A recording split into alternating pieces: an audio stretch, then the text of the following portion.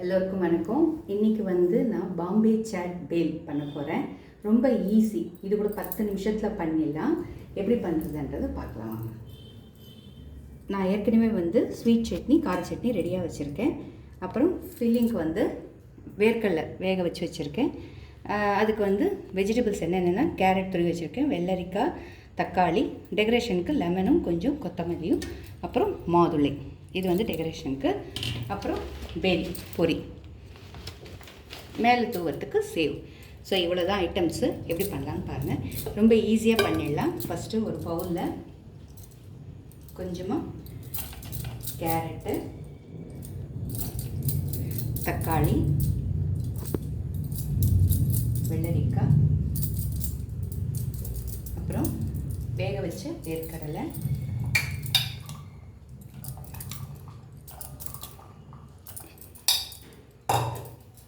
நம்ம எத்தனை பேர் சாப்பிட்றோமோ அதுக்கு தகுந்த மாதிரி மிக்ஸ் பண்ணிக்கோங்க. ஏன்னா மொத்தமாக மிக்ஸ் பண்ணி இது சாப்பிட முடியாது. அப்புறம் கொஞ்சம் கரம் மசாலா,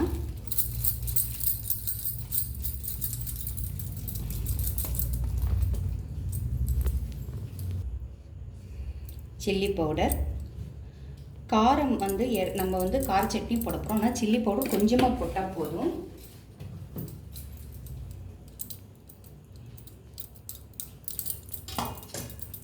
இப்போது ஃபஸ்ட்டு ஒரு மிக்ஸ் கொடுத்துடலாம். நான் இது வெறும் வெஜிடபிள்ஸும் இதோட கொஞ்சம் கரம் மசாலாவும் சில்லி பவுடரும் சேர்த்துருக்கேன். இப்போ ஸ்வீட் பானி. சில பேருக்கு ஸ்வீட் பானி ரொம்ப பிடிக்கும், சில பேருக்கு கார பானி பிடிக்கும். அதுக்கு தகுந்த மாதிரி நம்ம மிக்ஸ் பண்ணிக்கணும். வேக வச்ச இப்போ எல்லாம் மிக்ஸ் ஆகிடுச்சு. இப்போ ஃபைனலாக பொரி மட்டும் ஃபைனலாக நம்ம சேர்க்கணும். உப்பு எல்லாத்துலேயுமே நான் போட்டிருக்கனால உப்பு இதில் சேர்க்கலை.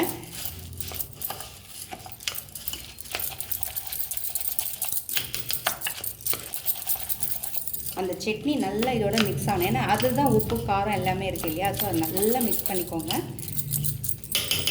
இப்போ இதை நம்ம சர்விங் பவுலுக்கு மாற்றிடுவோம்.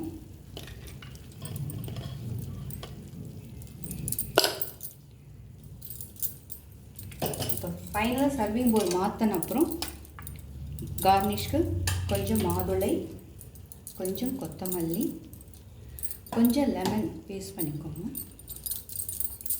அப்புறம் சேவ். நம்மளுக்கு ஸோ எல்லாம் மிக்ஸ் பண்ணியாச்சு. பாம்பே சாட் பேல் ரெடி.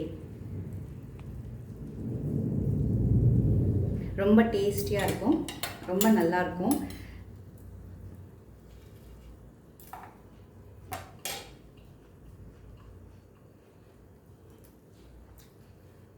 எக்ஸலண்ட்டாக இருக்கும்.